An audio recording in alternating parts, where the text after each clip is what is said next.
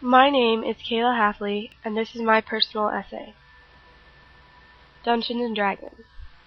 Before the 2006 Gen Con, one of the largest conventions in Indianapolis, when I heard the phrase Dungeons & Dragons, I would have laughed and said, "You mean that nerdy game?" D&D players are nerds. I have heard this phrase on numerous occasions.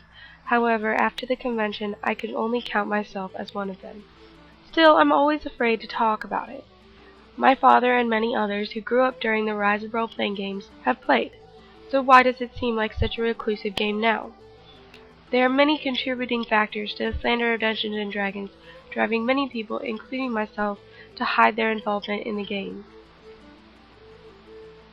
The game Dungeons & Dragons was first published in 1974, designed by Gary Gygax and Dave Arneson. D&D was a different kind of game. For many, it became a social outlet as well as a creative one. I could do whatever I want and be whatever I wanted.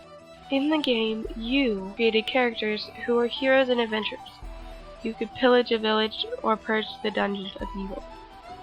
The rules have changed a lot during the years, from a sandbox to more of a linear style of play.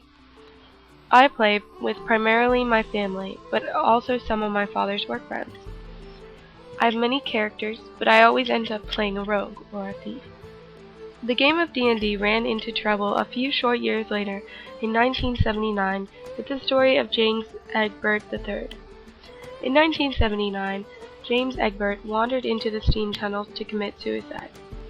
James Egbert played D&D, but it was later revealed that his attempt at suicide had nothing to do with games, but rather the difficult depression and home life that he experienced. My parents are supportive of me playing, but his parents fail to acknowledge their pressures and failures as parents.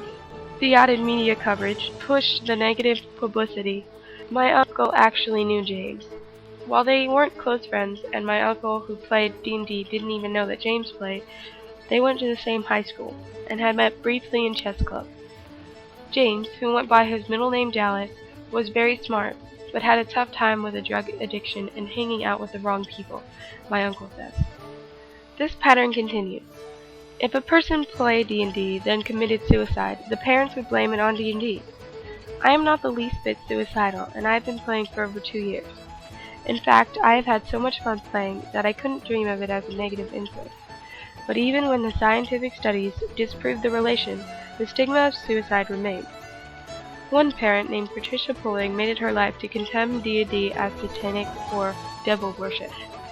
Religious activists took the stage and pressed that D&D was not to be accepted.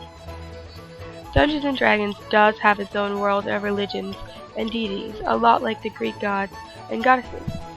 My characters generally worship the Raven Queen, the deity of death. It added to the world, giving it a more realistic view. Our world has so many religions. The world of D&D is no different. The pressure of being a satanic or cult activity has dropped a lot, but this drove many into silence. It is hard to find groups to play with. I was lucky. I didn't have to search for people to play with. I bet that in school or other public places more than just I have played the game, hiding it from the public. We don't fear being called satanic worshippers anymore, though. Now we worry about being laughed at. If we weren't reclusive enough now, the pressure has doubled or tripled as the media makes fun of it everywhere. When I was at Gen Con this year, I took part in a tournament where LARPing was a big part of it. LARPing, or live-action role-playing, is a theater practice that was quickly adapted for use in D&D. These are those people you think of who dress up and get so into character that you wonder if they could tell the difference between the magical world and the real one. They aren't that bad. I know many LARPers who are some of the best people I've ever met. They tend to be very funny and big-hearted people who just like to indulge in their creative side. The media had a ball with these people. You can see allusions in even the newest television shows, from SpongeBob to older shows like Buffy the Vampire Slayer. Even in music, people will mention the game, but not always in the best light. So, I love to act. I'm a writer as well. Shouldn't I be encouraged to dwell in my imagination? I still can't shake off the stigma, however.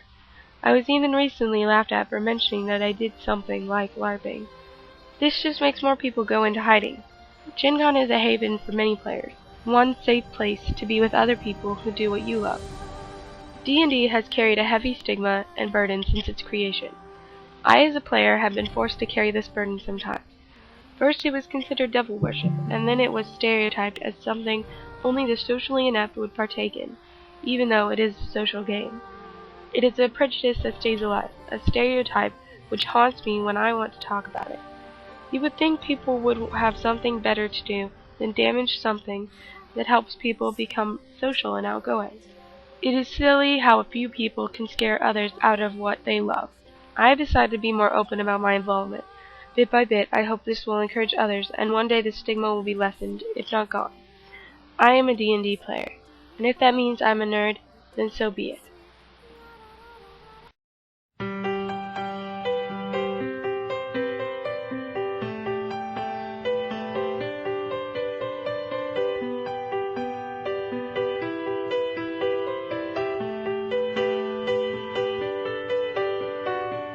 I'm 15 for a moment, caught in between 10 and 20.